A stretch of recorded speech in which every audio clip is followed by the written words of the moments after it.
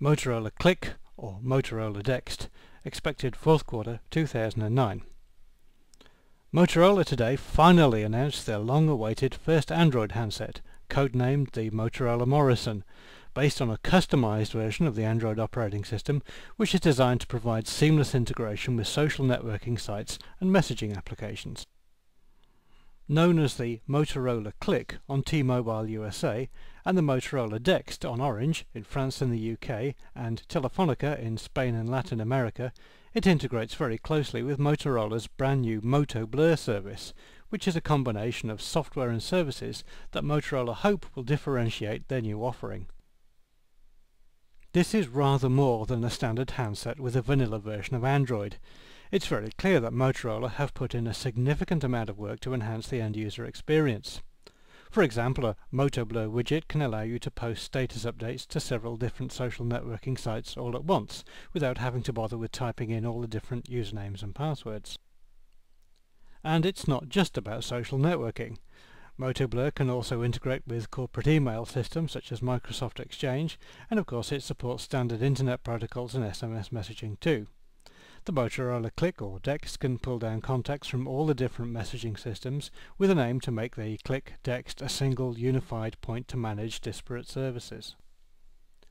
Of course, Motorola aren't alone in trying this unified approach. The Palm Pre and Pixie market themselves heavily on the idea of streamlining all sorts of different services into one interface. But Motorola have the advantage that they're using the open Android platform rather than Palm's proprietary WebOS application. Another innovation is the way that the Motorola CLIQ continually backs up all data to Motorola's Moto Blur servers. If the phone is lost, stolen or destroyed, then you don't need to worry about lost data.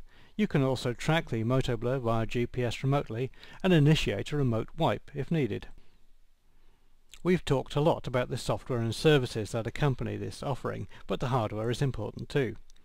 There's a large 3.1-inch 320 by 480 pixel touchscreen display on the front, a fairly conventional slide-out keyboard along the long edge of the device, a 5-megapixel camera with autofocus and geotagging, GPS with an embedded compass, stereo Bluetooth, Wi-Fi and tri-band UMTS plus HSDPA download speeds of up to 7.2 megabits per second.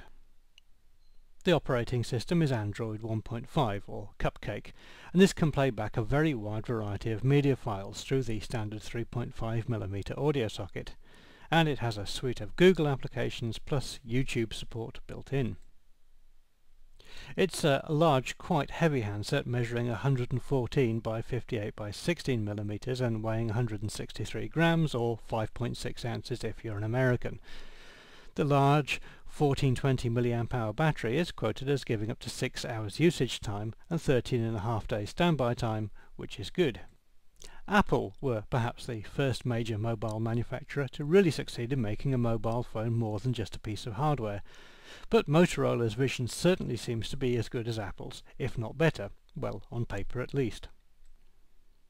This is the first of many Moto Blur handsets. Motorola will announce another one for 2009 launch very soon, and they intend to launch several more Android devices during 2010.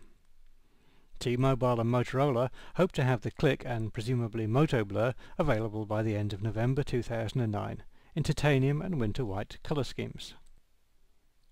So the question is, can Motorola succeed? We have to say that the CLIQ or DEXT looks great on paper, although we would prefer a higher resolution display such as the Nokia N900s. The integrated software and back-end services look good, and it seems to fit in with a well-defined roadmap. Plus, Motorola have to make this phone and the Moto Blur service work if they're to survive, as the future of Motorola as a mobile phone manufacturer depends on it. Perhaps today will be the day that Motorola finally turns around its long years of decline. We certainly hope so.